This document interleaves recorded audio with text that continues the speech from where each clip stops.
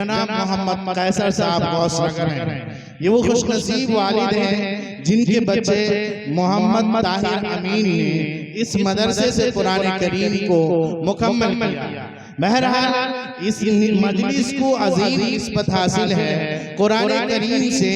تو یہ بہت بڑی سعادت کی بات ہے کہ ہم اور آپ قرآن کریم کی نسبت سے یہاں یکجا اور اکٹھا ہیں۔ اللہ سے دعا کریں کہ اللہ رب العزت والجلال ہمیں اور آپ کو بار بار اس طرح کی مجلسوں میں شریک ہو کر اللہ رب العزت والجلال سعادت دارین کی توفیق عطا فرمائے۔ معزز سامعین، بزرگوں، دوستو، میرا ارادہ آپ کے سامنے کوئی لمبی چوڑی تقریر کرنے کا نہیں ہے، کیونکہ الحمدللہ گاہے گاہے مساجد کے ذریعہ یا پروگرام کے ذریعہ مجھے آپ سماعت فرماتے رہتے ہیں۔ اصل جو ہمارے مہمان باہر سے تشریف لائے ہوئے ہیں ان کو سننا ہے اور ان کی قیمتی باتوں کو اپنی زندگی کا ہمیں اور آپ کو حصہ بنانا ہے۔ میرے بھائیوں، یہ قرآن کریم اللہ رب العزت والجلال کی بے عیب کتاب ہے، لا ریب کتاب ہے، یہ کتاب اللہ بھی ہے اور کلام اللہ بھی ہے۔ میرے بھائیوں، یہ تفصیل کا موقع نہیں کہ کتاب اللہ اور کلام اللہ کی میں تفصیل کروں، لیکن میں محض اس بات پر میں جاتا ہوں کہ اگر کوئی شخص قرآن کریم کو اپنے سینے میں محفوظ کر لیتا ہے اور پورے 30 پارے کو یاد کر لیتا ہے اور والدین اپنے بچوں کو اس نعمت کو اپنے سینے میں بسانے کے لیے اس کے لیے کوشش کرتے ہیں، تگ و دو کرتے ہیں، سعی کرتے ہیں، تو اللہ رب العزت والجلال اس بچے کو بھی دنیا اور آخرت میں سرخروئی عطا کرتا ہے، اور آخرت میں بھی اللہ رب العزت والجلال اس بچے کو سرخروئی عطا کرتا ہے، اور ان کے والدین کو بھی اللہ رب العزت والجلال عظمت عطا کرتا ہے۔ دنیا میں بھی آپ نے دیکھا ہوگا کہ ایک بچہ غریب گھرانے سے تعلق رکھتا ہے، سماج میں اس کی کوئی حیثیت نہیں ہوتی، شادی اور بیاہ میں ہم اسے پوچھتے نہیں، دعوت ولیمہ میں اسے بلانا ہم گوارا نہیں کرتے، اپنے مشوروں میں اس بچوں کو اور اس کے ماں باپ کو ہم بیٹھانا کیا گوارا نہیں کرتے، لیکن اسی غریب گھر کا بچہ جب قرآن کریم کو سینے میں محفوظ کر لیتا ہے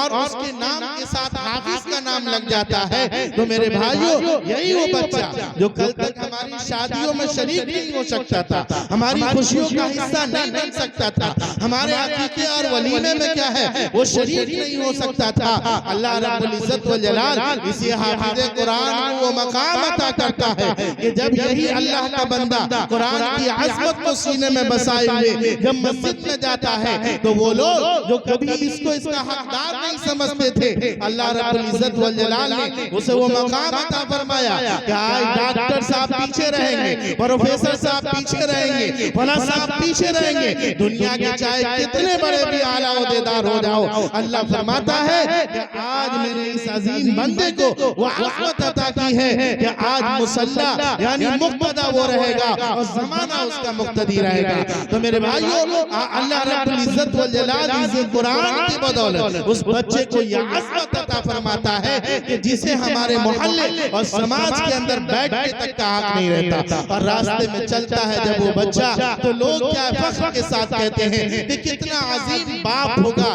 اس کا باپ جس کا یہ بچہ ہے۔ تو میرے بھائیوں، اللہ اس بچے کی وجہ سے اس باپ کو بھی عظمت عطا کرتا ہے کہ ارے یہ عبد الرحمن کا لڑکا ہے، یہ فلاں کا لڑکا ہے، تو اللہ دنیا میں بھی عظمت عطا کرے گا اور آخرت میں بھی عظمت عطا کرے گا۔ جناب محمد رسول اللہ صلی اللہ علیہ وسلم نے فرمایا کہ جب قیامت کا دن ہوگا اللہ کی عدالت لگے گی، اور اس وقت کیا ہے دو ایسے اشخاص ہوں گے جن کے سروں پر تاج ہوگا۔ جناب محمد رسول اللہ صلی اللہ علیہ وسلم نے فرمایا کہ ان کے سر پر جو تاج ہوگا سورج سے بھی زیادہ روشن تاج ہوگا، اور اللہ کے نبی نے مثال سے سمجھایا کہ یہ سورج آسمان کی بلندی پر ہے، اس کو کسی ایک روم کے اندر بند کر دیا جائے، پھر اس کی روشنی کا اندازہ لگایا جائے۔ جناب محمد رسول اللہ صلی اللہ علیہ وسلم نے فرمایا کہ اس بند روم کے اندر جو سورج کی روشنی ہوگی اس سے بھی زیادہ روشن تاج اللہ رب العزت والجلال اس کے والدین کو پہنائیں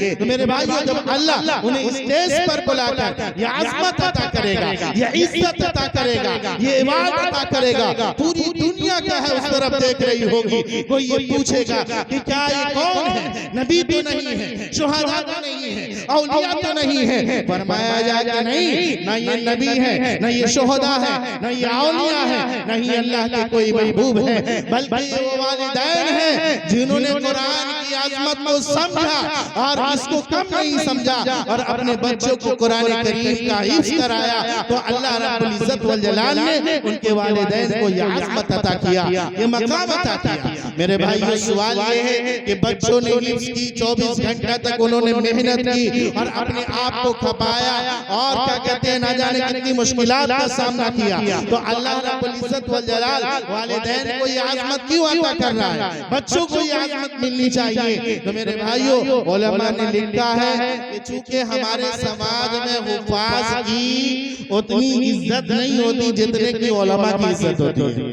بہرحال علماء تو میلاد میں جلسے میں خوب بٹورتے ہیں، لیکن حفاظوں کے ہمارے سماج میں اتنی زیادہ عزت نہیں ہوتی ہے۔ یہی وجہ ہے کہ آج اگر کوئی نام لے لے کہ بھائی فلاں مدرسے میں کیا ہے ہم اپنے بچے کا داخلہ کرانا ہے، وہاں پر ایک پروفیسر صاحب موجود ہیں، ڈاکٹر صاحب موجود ہیں، مدرسہ بورڈ کا کیا ہے معلم موجود ہے، کیا آج کل مدرسہ میں ڈالو گے، مدرسہ میں کیا رکھا ہے؟ تو میرے بھائیوں کہیں نہ کہیں لوگ کیا ہے عظمت قرآن کو کیا ہے کم سمجھتے ہیں اور سماج میں کیا ہے ان کو کم حیثیت حاصل ہے۔ تو اللہ تو میرے بھائیوں والدین نے اس کو کم نہیں سمجھا اور قرآن کی عظمت کو سمجھا، اس بنیاد پر اللہ رب العزت والجلال آخرت میں اسے یہ عظمت عطا فرمائے گا کہ دنیا دیکھ کر رش کرے گی کہ یہ خوش نصیب دو انسان کون ہے؟ تو انہیں جواب دیا جائے گا کہ یہ فلاں بچے کے والدین ہیں جنہوں نے قرآن کریم کو حفظ کیا، تو اللہ نے انہیں یہ مقام عطا کیا، یہ مرتبہ عطا کیا کہ دنیا میں اولین اور آخرین وہاں جمع ہوں گے، ان کے سامنے اللہ رب العزت والجلال ان کی تعداد کرے گا اور انہیں یہ مقام عطا فرمائے گا۔ تو میرے بھائیو کہنے کا مطلب یہ ہے کہ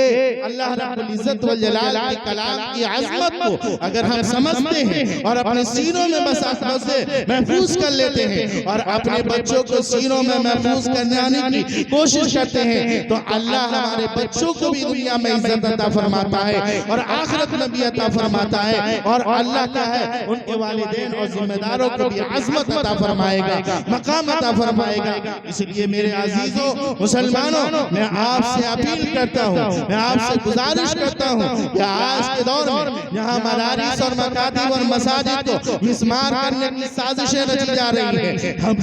ہماری تہذیب اور ہمارا تمدن چھینا جا رہا ہے، ہماری تعلیم گاہوں پر حملے بولے جا رہے ہیں، ایسے اوقات میں ضروری ہے کہ ہم قرآن کی حفاظت کے لیے آگے آئیں،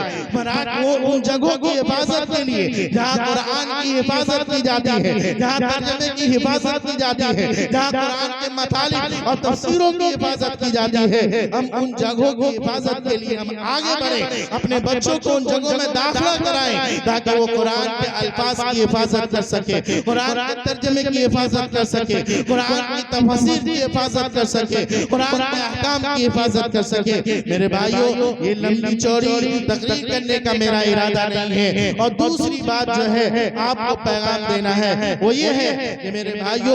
جامعۃ المحسنات نے ہمارے علاقے میں ایسے وقت میں کیا ہے چراغ جلایا ہے جس وقت میں کیا ہے چاروں طرف اندھیرا ہی اندھیرا تھا، تاریکی ہی تاریکی تھی، جہاں ہمارے بہنوں کے سروں پر کیا ہے صحیح سے دوپٹہ نہیں ہوتا تھا، ایسے وقت میں جناب حضرت مولانا آفتاب صاحب قاسمی نے اس علاقے میں اور اس جنگل میں انہوں نے منگل بنایا اور پورے علاقے کو اس بات کا تصور دیا کہ مسلمان کی شہزادیاں تمہارا مقام یہ نہیں ہے کہ تم اپنے سروں سے دوپٹہ ہٹا کر چلو، اور انہوں نے پورے علاقے میں بچیوں کے لیے نقاب کا تصور دیا اور پردے کا تصور دیا اور ایک ایسا ادارہ قائم کیا جہاں ماں کے دوپٹے کی حفاظت کی جائے، عزت و کردار کی حفاظت کی جائے، حیا اور شرم کی حفاظت کی جائے، ایسی مائیں پیدا کی جائے جو کیا ہے صحیح سے اپنے بچوں کی تربیت کرے، انہیں صحیح آداب سکھلائے، انہیں صحیح تربیت دے، اچھی تعلیم دے۔ اس لیے کہ میرے بھائیوں کہا جاتا ہے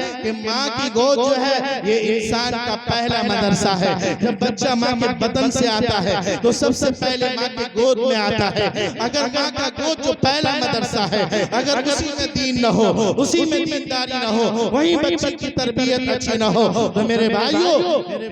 آگے کی زندگی انسان کی پریشانیوں میں آ سکتی ہے۔ شعر ہے کہ خشتی اول چون ہے معمار کر، تا سریا میدوت دیوار کر، ماں کی گود جو ہے یہ پہلا مدرسہ ہے۔ اگر وہاں اچھی تربیت نہیں ہوتی ہے اور بچوں کو کیا دیندار نہیں بنایا جاتا اور دین کی رغبت نہیں دلائی جاتی، ان کے دلوں میں دین کا جذبہ اور شوق نہیں پیدا کیا جاتا، قرآن کی محبت اگر نہیں ڈالی جائے، رسول اللہ کی محبت اگر نہیں ڈالی جائے، اللہ کی شناخت اور پہچان نہیں کرائی جائے، اللہ کی معرفت نہیں کرائی جائے، تو میرے بھائیوں آج جو ہم اور آپ حالات دیکھ رہے ہیں، یہ کہیں فاطمہ نامی، کہیں سمیہ نامی، اور کہیں اقرا، اور کہیں تبسم، اور کہیں ترنم، کافروں کی گود میں کیا ہے وہ خوشی محسوس کر رہی ہے اور اپنے ایمان کا سودا کر رہی ہے۔ اس لیے میں اپنے ماں اور بہنوں سے میں یہ اپیل کروں گا کہ آپ کی گود یہ پہلا مدرسہ ہے، آپ اپنے گود کی حفاظت کیجئے اور اپنے بچیوں کو دیندار بنائیے، تاکہ آنے والے وقت میں کوئی شیخ عبدالقادر جیلانی پیدا ہو، کوئی امام ابو حنیفہ پیدا ہو، کوئی خواجہ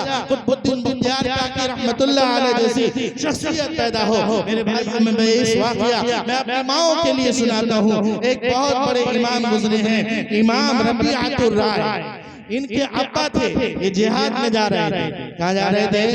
جہاد میں جا رہے تھے۔ انہوں نے اپنی بیوی کو 30,000 اشرفیاں دی اور فرمایا کہ میں جہاد میں جا رہا ہوں، اگر میں جہاد کرتے کرتے بچ گیا تو میں آؤں گا، اور اگر نہیں بچا تو میں نہیں آؤں گا۔ اور جب وہ جا رہے تھے تو ان کی بیوی امید سے تھی، فرمایا کہ چاہے اس وطن سے، اس عمل سے لڑکا پیدا ہو یا لڑکی پیدا ہو، اس کی اچھی سے تربیت کرنا۔ بہرحال سفر میں چلے گئے، زمانہ گزرتا رہا اور 5 مہینے کے بعد ان کے گھر میں ایک لڑکا پیدا ہوا۔ ان کے ابا جو جہاد میں گئے ہوئے تھے، سالوں پہ سال گزرتے رہے، یہاں تک کہ 27 سال گزر گئے، اور انہوں نے جو 30,000 اشرفیاں اپنی بیوی کے پاس امانت رکھی تھی اور فرمایا تھا کہ میں آنے کے بعد میں اس سے تجارت کروں گا اور میں تم سے اس کا حساب لوں گا کہ تم نے 30,000 امانت کا تم نے کیا کیا۔ تو میرے بھائیوں جب وہ چلے گئے اور 27 سال کے بعد ان کی واپسی ہوئی اور ان کے گھر 5 مہینے کے بعد ایک لڑکا پیدا ہوا، اور بچہ کیا ہے دھیرے دھیرے بڑا ہوا اور ہوشیاری کو عمر کو پہنچا۔ ماں نے مدرسے میں داخلہ کرایا، علماء کی صحبت میں رکھا، انہوں نے بڑی بڑی کتابیں پڑھی اور وقت کے بہت بڑے امام بن گئے۔ 27 سال کے بعد جب ان کے ابا کی واپسی ہوتی ہے، دروازے پر دستک دیتے ہیں، سامنے سے امام ربیعۃ الرائے تشریف لاتے ہیں، اور اس کے بعد دونوں میں نوک جھوک ہوتی ہے۔ وہ امام ربیعۃ الرائے فرماتے ہیں کہ آپ کون ہیں؟ ہمارے گھر میں کیوں سے آ رہے ہیں؟ ان کے باپ جو فروخ ہیں اور عبد الرحمن بھی ان کا نام بتایا جاتا ہے، وہ کہتے ہیں کہ اے اجنبی تو کون ہے؟ تو میرے گھر میں گھسا ہوا ہے، یہ میرا گھر ہے۔ بہرحال پڑوسی اکٹھا ہو جاتے ہیں، دونوں کی آواز بلند ہوتی ہے، بیوی تو بیوی ہوتی ہے۔ جب بلند آواز کانوں سے ٹکرائی، فوراً جھانک کر دیکھا تو فوراً دیکھتی کا ہے یہ تو میرا سرتاج ہے، یہ تو میرا شوہر ہے۔ فوراً آواز لگاتی ہے کہ ربیعۃ الرائے یہ تمہارے ابا ہیں، ان کو اندر آنے دو۔ بہرحال دونوں اندر آئے، دونوں کی بات چیت ہوئی اور آپس میں شناشائی اور ملاقات ہوئی، اور اس کے بعد جو ہے انہوں نے 30,000 اشرفیہ کا کیا ہے انہوں نے حساب مانگا۔ تو بیوی چونکہ کیا ہے بہت ہوشیار تھی، دیندار تھی، فرمایا کہ ایسا کیجئے فجر کی اذان کا وقت ہو چکا ہے، جماعت کا وقت ہو چکا ہے، جائیے مسجد نبی میں نماز پڑھ کر آئیے، اس کے بعد میں آپ کو 30,000 اشرفیوں کا کیا ہے میں آپ کو حساب دے دوں گا۔ جب وہ فجر کی نماز کے لیے جاتے ہیں، فجر کی نماز ختم ہوتی ہے، اس کے ختم ہونے کے بعد میرے بھائیوں درس کیا لگتی ہے، اس میں ایک عظیم عالم دین نہایت جبہ اور قبہ میں وہ ڈائس پر تشریف رکھتے ہیں، مسند پر بیٹھتے ہیں اور لوگوں کو درس دیکھتے ہیں۔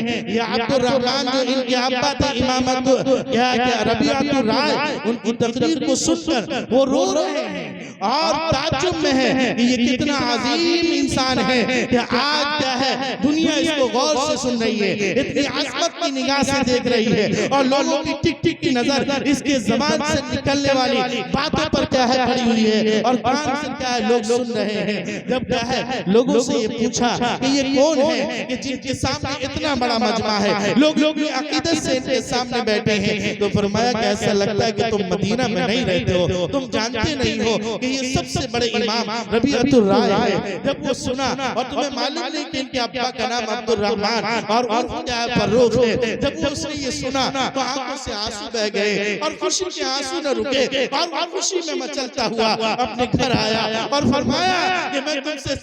30,000 اشرفیوں اور دینار کا میں حساب نہیں مانگتا، مجھے تو حساب مل گیا کہ رب کعبہ کی قسم آج تک میں نے مسجد نبوی میں کسی عالم کو اتنی عظمت اور عزت اور اکرام ملتے ہوئے نہیں دیکھا۔ اے ربیہ کی ماں، تو نے میرے بچوں کو صحیح تربیت کی اور تو نے میرے پیسوں کو صحیح جگہوں پر خرچ کیا۔ میرے بھائیوں، پھر یہ بچہ وہ یہ امام بنا جس سے حضرت حسن بصری، سفیان ثوری جیسے امامہ نے درس حاصل کیا، اور پھر درس حاصل کر کے پوری دنیا میں چلتے۔ اس لیے میری ماں اور بہنوں، میں آپ کو یہ پیغام دے کر جانا چاہتا ہوں کہ آپ اپنے گودوں کی حفاظت کیجئے، آپ اپنے بچوں کی حفاظت کیجئے، انہیں دیندار بنائیے اور انہیں دیندار ماحول فراہم کرنے کی کوشش کیجئے۔ یاد رکھیے، اگر آج آپ کی گود میں پلنے والی بچیاں دیندار بنتی ہیں تو کل ہو کر اس گود سے پلنے والا بچہ یا بچیاں وہ بھی دیندار بنیں گے اور معاشرے میں دین کا ماحول ہوگا۔ تو میں آپ سے یہ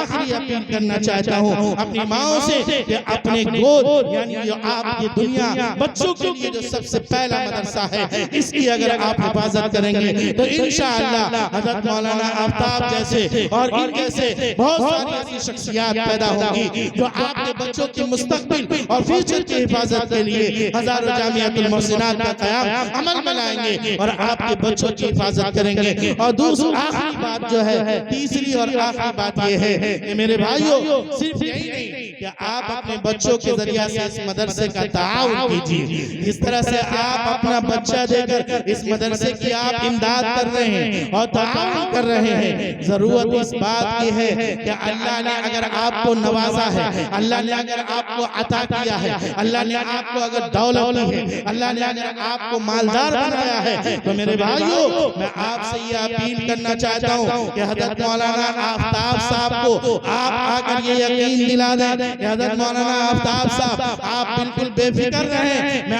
آپ کے فلاں چیز کی ذمہ داری میں لیتا ہوں، اساتذہ کی تنخواہ کی ذمہ داری میں لیتا ہوں، آپ کے یہاں 2 روم بنانے کی ذمہ داری میں لیتا ہوں۔ حضرت مولانا آفتاب صاحب بتا رہے تھے کہ ادھر تقریباً 4 کٹھا زمین کیا ہے پورم میں ہے، مسجد اور مدرسے کے لیے وہ لینے کا ارادہ رکھتے ہیں، تو میں اپنے پورے علاقے کے لوگوں سے جن کو اللہ نے نوازا ہے میں ان سے اپیل کروں گا اور درخواست کروں گا کہ آپ کیا ہے اس میں بڑھ چڑھ کر حصہ لے۔ میرے بھائی حضرت سفیان ثوری رحمت اللہ علیہ کا آپ نے نام سنا ہوگا، وہ بہت بڑے امام تھے، ایک مالدار شخص ان کے زمانے کا آیا اور فرمایا کہ حضرت میں یہ چاہتا ہوں کہ آپ صبح سے شام تک آپ دین کی خدمات میں لگے رہیں اور دین کو فروغ دیتے رہیں، دین کی نشر و اشاعت کرتے رہیں، میں آپ کی اور آپ کے گھر کے تمام اخراجات کی میں ذمہ داری لیتا ہوں۔ میرے بھائیو، حضرت سفیان ثوری رحمت اللہ علیہ کہ جس شخص نے اور جس مالدار نے ذمہ داری لی تھی، جب حضرت تہجد کی نماز پڑھا کرتے تھے تو فرمایا کرتے تھے کہ اے اللہ فلاں شخص نے میرے دنیا کی تمام فکروں کو ہٹا دیا ہے، اے اللہ اس بندے کو آخرت کی فکر سے آزاد کر دے۔ اس لیے میرے بھائیو میں یہ سمجھتا ہوں کہ آج ہمارے علاقے میں پیسے کی کمی نہیں ہے، آج ہمارے علاقے میں دولت کی کمی نہیں ہے، اگر کمی ہے تو یہ دل کی کمی ہے۔ اس لیے اللہ سے مانگیے کہ اے اللہ اگر تو نے مجھے دولت دی ہے تو دل بھی عطا کر اور دل کا غنی بھی عطا کر۔ میں اپنے علاقے کے تمام مالداروں سے میں یہ اپیل کروں گا، یہ درخواست کروں گا کہ جس طرح سے حضرت سفیان ثوری رحمت اللہ علیہ کو اس مالدار نے دنیا کی فکر سے آزاد کر دیا تھا، آج آپ حضرت مولانا آفتاب صاحب اور دیگر جو لوگ جو ہمارے علاقے میں دینی مراکز میں کام کر رہے ہیں ان کو آپ دنیاوی فکر سے آزاد کر دیجئے۔ دیجئے اور ان سے کہیے کہ آپ یکسوئی کے ساتھ اور دل جمعی کے ساتھ آپ مدرسے میں رہیے، تعلیم پر توجہ دیجئے، بچوں کا معیار اونچا کیجئے، تعلیم کا معیار اونچا کیجئے اور ہمارے علاقے کو ایک ایسا ادارہ دیجئے کہ کم سے کم بہترین عالمہ، بہترین حافظہ، بہترین حفاظ اور بہترین امام کم سے کم کیا ہے آپ اپنے درسگاہوں سے ہمیں آپ دیجئے۔ یہ ہمارے علاقے کے لیے بڑی شرم کی بات ہے، بڑی غیرت کی بات ہے کہ آج ہمارے علاقے میں کوئی بھی ایسا ایک معیاری ادارہ نہیں ہے جو بہترین حفاظ اور بہترین امام پیدا کر سکے۔ بہرحال حضرت مولانا آفتاب صاحب اور میرا جو ہے گاہے گاہے اس پر تبادلے خیال اور فکر ہوتی رہتی ہے کہ ہمارے علاقے میں کم سے کم کیا ہے عارفیہ اور فلاح المسلمین کے درمیان ایک ایسا ادارہ کم سے کم ہونا چاہیے جو معیاری تعلیم دے، معیاری حفاظ پیدا کرے اور لوگوں کے لیے کیا ہے ایک بہترین نمونہ بن کر وہ ثابت ہو اور مرکزی کردار ادا کرے۔ بہرحال یہ میرے آخری بات بھی اپنے بچوں ہی نہیں بلکہ اپنے مالی تعاون کے ذریعہ سے، اپنے امداد اور عطیات کے ذریعہ سے میرے بھائیو آج ہمارے لیے افسوس کی بات ہے کہ ہمارا گھر تو چھتدار ہو، ہمارا گھر تو عمدہ ہو، جہاں اللہ کی کتاب کی تعلیم ہو، جہاں مہمان رسول پڑھتے ہو، وہ چھپر پوش ہو اور کیا ہے وہ سیدھا ہو، دیکھنے میں کیا بہت زیادہ خوبصورت نہ ہو، کل اللہ کی یہاں مالداروں کو جواب دینا ہوگا۔ اللہ رب العزت والجلال سے دعا ہے کہ اللہ رب العزت والجلال ہم سب کے دلوں میں قرآن کی عظمت پیدا کرے اور ہم سب کو اپنے بچوں کو حافظ قرآن کا جذبہ اللہ ہمیں ہمارے دلوں میں بنانے کا جذبہ پیدا کرے۔ وآخر دعوانا ان الحمدللہ رب العالمین۔